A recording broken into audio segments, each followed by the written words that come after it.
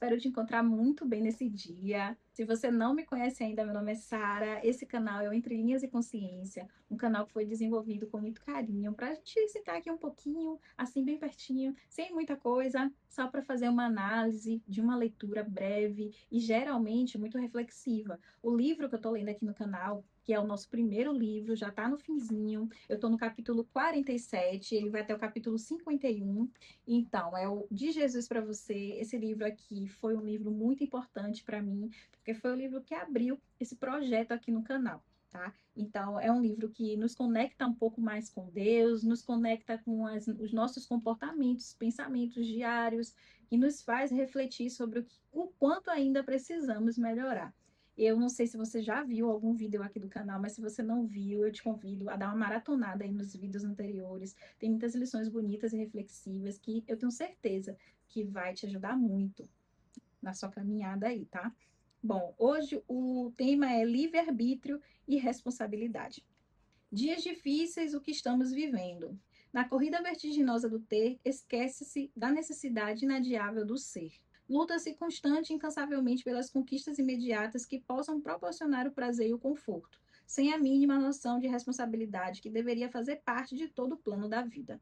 Em nome do amor, manifestam-se intensas sensações do sexo, e a permissividade generaliza sob o rótulo da modernidade. Inegavelmente, o homem é dotado de inteligência e livre-arbítrio, porém, vinculada a estes encontra-se a responsabilidade por seus atos. Diz o bom senso que toda ação deve ser antecedida por uma análise a respeito de suas consequências para nós e para os outros. Vivemos em coletividade e o mundo é patrimônio de todos. Nosso direito termina onde começa o direito dos outros. Agir pensando apenas nos benefícios a receber, sem considerar os efeitos dessas ações nos outros, é, de certa forma, uma atitude egoísta. Na maioria das vezes, essa atitude gera compromissos dolorosos, exigindo tempo e paciência para repará-la. De acordo com Joana de Ângeles, no livro Luz da Esperança, psicografado por Divaldo Pereira Franco, entre as ações comprometedoras que praticamos, a mais comum, pela sutileza dos fascínios de que são portadoras, são aquelas que nos envolvem no jogo dos sentimentos movido pelas fortes sensações do sexo. Alguém já falou que nós somos responsáveis por aqueles que cativamos. É uma grande verdade. Sempre que criamos propositalmente expectativas em alguém e depois o abandonamos gerando de frustração, seremos responsabilizados por tudo que lhe venha a acontecer em função dessas decepções.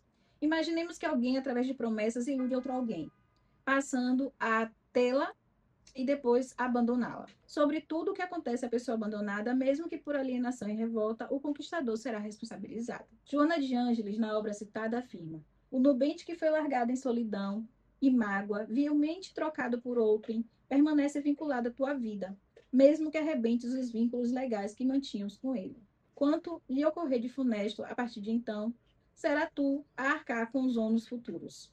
Em outro parágrafo, ela conclui: todos os que amam e sofrem porque são desprezados pelos que são amados retornam ao regaço de perverso com os limites que decorrem das dores que se impuseram, a fim de serem luarizados e erguidos ao altar da perfeita identificação com o bem. O exposto faz-nos compreender que ninguém poderá se furtar aos impositivos da lei.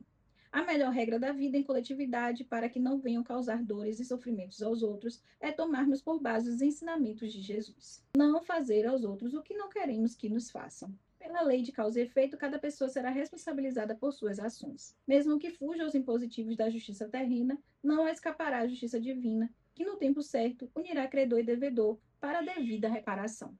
Então, a gente vê aqui a nossa responsabilidade com as coisas que fazemos, que sentimos, que pensamos e que movemos ao outro. Nós temos muita responsabilidade com o que fazemos com os companheiros do nosso dia a dia, os nossos amigos, os nossos colegas de trabalho, com os nossos familiares, com a nossa namorada, namorado, marido, esposa. E muitas vezes a gente se torna tão materialista, tão egoísta, pensando só no que é importante para a gente, que a gente não consegue se dar conta daquilo que a gente faz com o outro.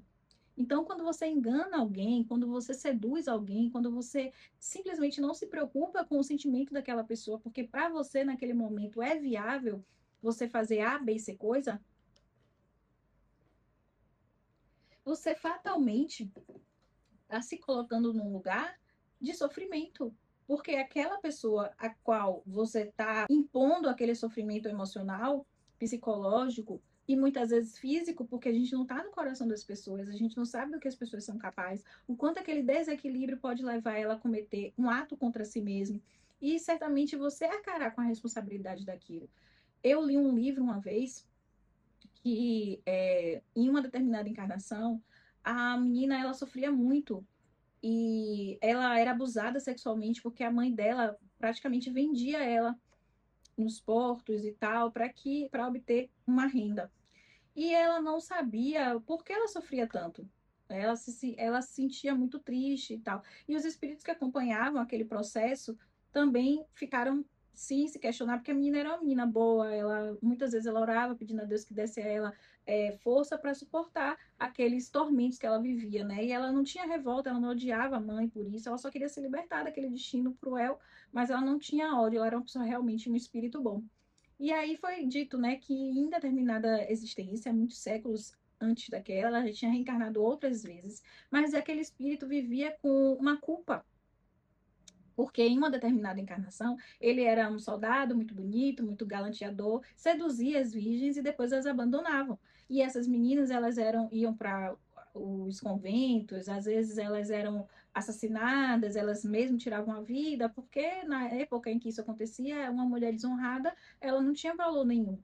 Então, ele, por mais que ele tivesse sofrido, aquele espírito tivesse sofrido outras encarnações e acontecido milhares de coisas até aquele desenvolvimento que ele se encontrava naquela atual reencarnação de sofrimento, ele mesmo tinha consciência pesada dos males que fez as mulheres em um determinado tempo. Então ele veio, aquele espírito retornou em um determinado tempo como mulher e passou por toda a judiação que muitas vezes ele mesmo provocava nas mulheres. Então você vê que a responsabilidade que a gente tem com o nosso próprio comportamento é muito grande, porque se tem uma coisa que a gente não consegue controlar, o tamanho, o agravamento é da nossa culpa.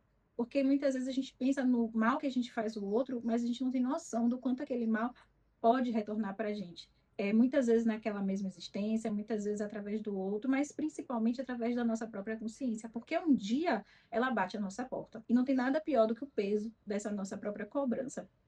Deus, ele colocou um vigia, né, um vigilante ali na nossa mente, que é a nossa própria consciência, que por mais que ela esteja dormitando em algum momento da nossa existência espiritual, um dia ela acorda e ela cobra por tudo que nós fazemos, né? É o que muitas vezes a gente não entende, que é esse transe depois da morte, quando a gente morre, que fica nesse transe, que fica naquela agonia, é justamente essas lembranças, essas dores que as nossas próprias ações nos causam e que muitas vezes nos impede de estar em locais mais elevados, de ser acolhido pelos nossos protetores, porque nós mesmos estamos ali no turbilhão dos nossos sentimentos e pensamentos equivocados. Então, que a gente possa desenvolver essa habilidade de pensar sobre nossos próprios atos, de refletir sobre o nosso comportamento, de se conectar mais com Deus, de ter mais fé, porque sim, a fé é uma habilidade construída.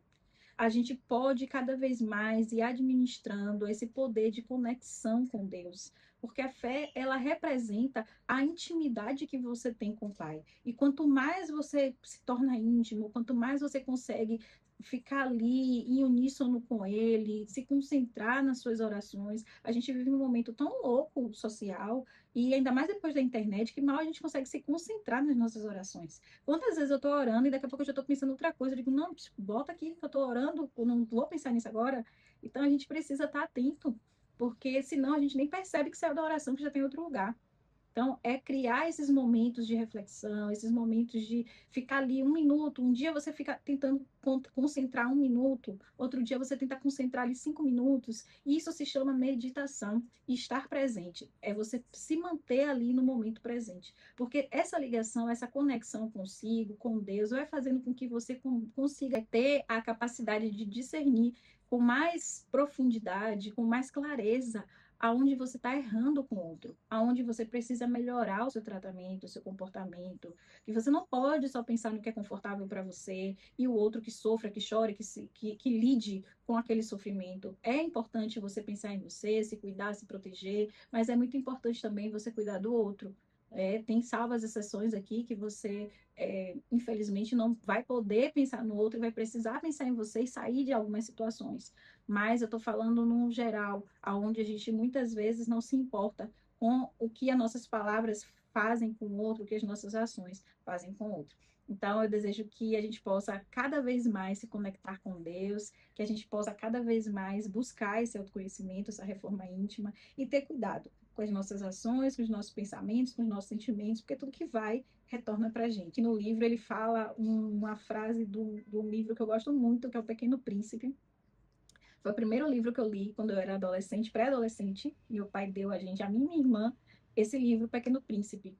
A edição era uma capa branca e ele sentadinho de costa com a raposa, né, no planeta, aquela foto do Pequeno Príncipe. Até outro dia a gente tinha esse livro, mas eu não sei mais onde ele anda. Vou ver se está lá em casa, na casa dos meus pais. Mas ele cita, né, a frase muito famosa do livro que o Pequeno Príncipe fala: somos responsáveis pelo que cativamos. Então, é uma frase que vale muito a pena a gente gravar no nosso coração.